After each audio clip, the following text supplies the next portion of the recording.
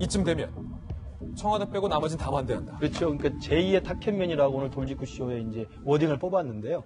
왜 그러면 이 박기영 본부장이 제2의 탁현민과 공통점이 있는가를 따져보겠습니다. 우선 도덕적 결함이나 하자가 있다는 것은 지금 정 의원님이 설명을 하셨기 때문에 더 이상 덧붙이지 않겠고요.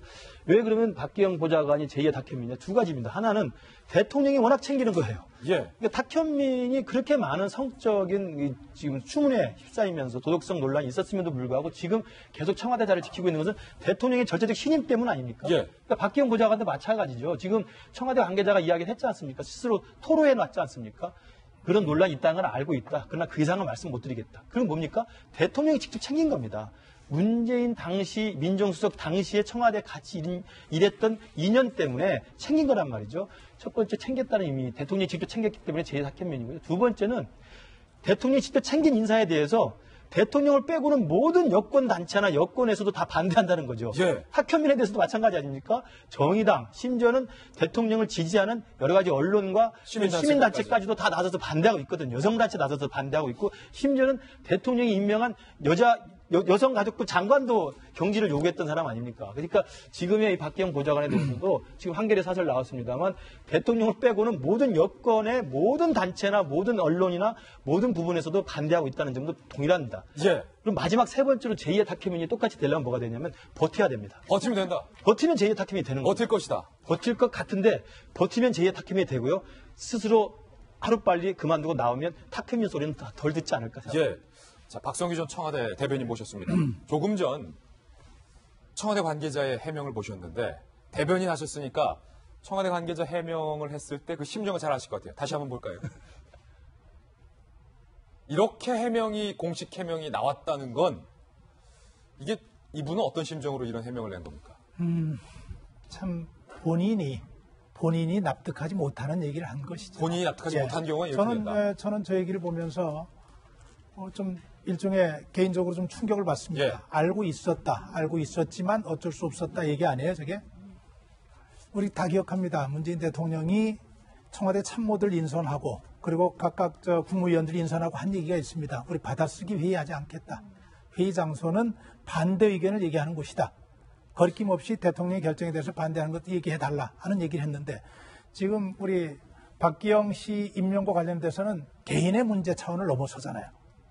우리가 지금 5대 배제 사유 문재인 대통령의 정부에서 거기에 논문 표절 얘기 하나 있었어요. 예. 그런데 논문 표절은 논문을 자기가 연구하지 않은 다른 사람들의 논문의 일부의 표현을 또는 일부의 결과를 가지고 와서 그렇죠. 논문에 싣는 거거든요. 예. 저 경우는 논문 표절이 아니라 자기는 전혀 참여하지 않은 논문에 자기 이름을 갖다 얹은 거예요. 통째로 논문을. 저건 예. 차원이 다른 얘기예요. 그리고 저런 일이 가능했다고 하는 것은 한 개인의 문제가 아니라 국가 전체의 수준에 관련된 문제입니다. 그리고 더 중요한 것은 우리가 오늘도 얘기를 하겠지만 갑질 얘기가 나오잖아요.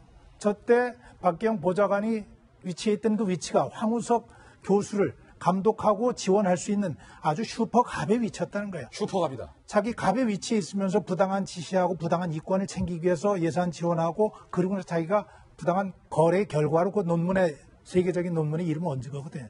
있을 수 없는 일인데 저는 저걸 보면서 제가 이렇게 얘기를 했었습니다. 문재인 대통령 출범하고 참 준비 많이 하신 것 같다. 네. 참 과거의 실패에서 교훈을 얻어서 참 열심히 하려고 하는 모습이 보이고 초창기긴 하지만은 굉장히 좀 잘한다는 느낌이 든다는 표현을 했었습니다. 요즘 보면서 특히 인사 문제 관련해서 드는 생각은 내가 잘못 봤었구나. 그 발언 철회하시는 거예요? 예. 두 번째로는 걱정했던 보수 진영 인사들이 안심할 것 같다. 저 정도가 되면은 곧 이미 박근혜 대통령의 어떤 정말 상상치 못했던 그 실수에 의해서 반사이익을 얻고 있었던 문재인 대통령, 문재인 정부의 실체가 곧 드러나겠구나. 저 인사 문제를 가지고 걱정스럽게 보면서 정부에 관한 이미지에 관한 문제로 끝나면 괜찮을 것 같은데 이게 대한민국 정부 전체의 위상과 그리고 정부가 정말 최선을 다해서 성과를 만들어내야 되는 이 상황에서 이런 일들이 불거지는 것 걱정스럽게 바라봅니다. 안 되죠. 이거 대통령 주변에 있는 사람들 더 얘기해야 하고 대통령 고집 부려서는 안 됩니다. 김병인 박사님, 황우석 사태 전 세계가 놀랐었습니다. 그렇죠.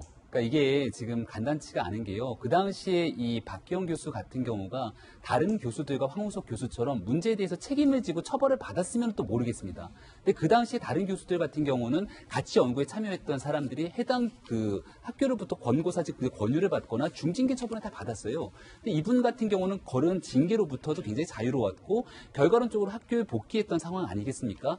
지금 이 과학기술혁신본부장이라는 자리가 차관급의 인사긴 하지만 한 해에 한 20조 원의 예산을 주무르는 곳입니다. 그러니까 이게 간단치가 않은 게요. 20조 원 하면 너무 큰 돈이라서 상상이 안 가겠지만 대한민국의 미래 먹거리를 준비하기 위해서 R&D 예산을 많이 투자해야 된다. 대한민국 정부 전체 예산 중에 R&D 예산을 얼마를 쓰느냐고 얘기를 하지 않습니까? 연구개발 예산을. 그 연구개발 예산을 어떤 부분에다가 지원할지에 대한 얘기를 결정하고 그런 정책들을 총괄하는 자리인데 이 과학기술을 총괄하는 사람들 입장에선 이 박기영 교수를 보고 과연 믿고 따르고 현 정부의 예산 분배 과정들에 대해서 적절하게 믿고 신뢰할 수 있겠는가에 대한 문제가 생기는 거거든요.